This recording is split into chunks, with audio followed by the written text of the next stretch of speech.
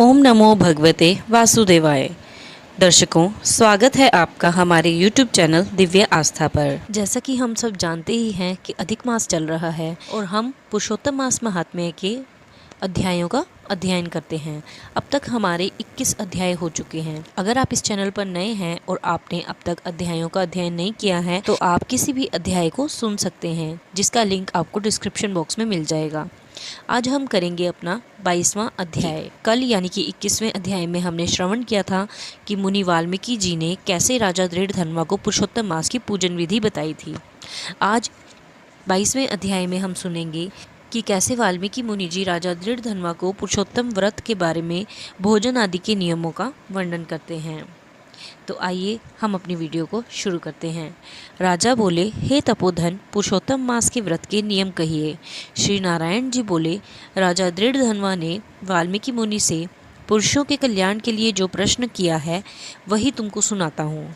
श्री वाल्मीकि जी ने कहा, हे राजन, इस पुरुषोत्तम मास में हविष्य अन्न यानी कि खीर अथवा गेहूँ, चावल, सब प्रकार के मूंग, जौ, तिल, मटर, समा, सोखिया, निबार, अदरक, कंकोल, कंदमूल, ककड़ी, केला, सेंधा या समुद्री नमक, दही, माखन, पनीर, आम, हरड़, पीपल, जीरा, सौंठ, इमली, सुपारी, आंवला, गुड़, खांड इत्यादि हविष्य अन्न जो तेल में न पकाया हो उसे कहते हैं।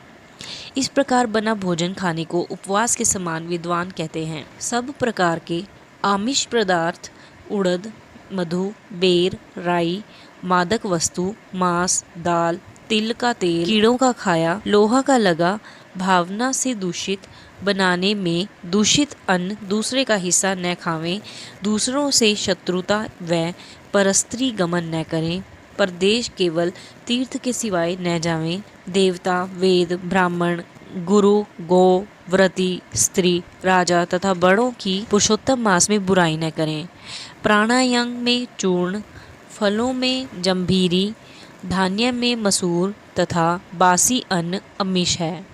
बकरी, गौ, भैंस को छोड़कर अन्य दूध, ब्राह्मण द्वारा बेचे तेल, घी आदि रस पदार्थ, मिट्टी से पैदा हुआ नमक, तांबे के बर्तन में रखा दूध, घी, दही, चमड़े के पात्र का जल, अपने ही लिए बनाए अन्न को पंडित लोग आमिष कहते हैं।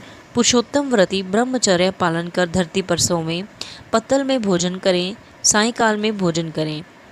रजस्वला स्त्री, म्लेच्छ जाति, पतित लोग संस्कारहीन से वार्तालाप न करें तथा इन लोगों का, कौओं का, सूतकियों का अन्न और दोबारा गर्म किया या जला अन्न न खावें। प्याज, लहसुन, मुस्ता यानी कि छत्रक, छतोना, गाजर, मूली, बथुआ भी व्रती न खावें।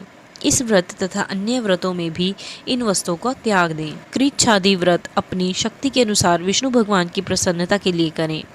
पेठा, कासी फल, तरुणी, मूली, नारियल, कलिंग फल, आंवला, साग पुरुषोत्तम मास के प्रारंभ से पूर्णिमा तक न खावें।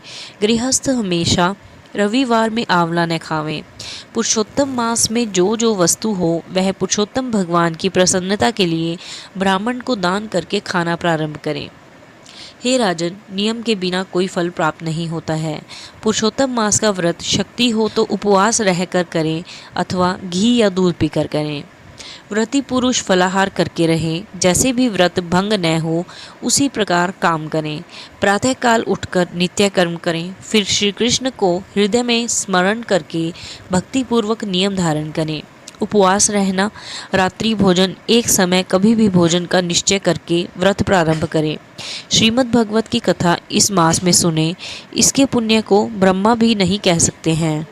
श्री पुरुषोत्तम मास में लाख दल तुलसी से शालिग्राम भगवान का पूजन करें, उसका पुण्य है।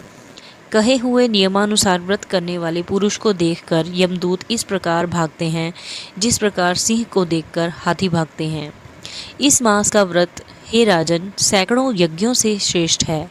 पृथ्वी में जितने तीर्थ क्षेत्र हैं वह देवताओं सहित व्रती मनुष्य के शरीर में निवास करते हैं।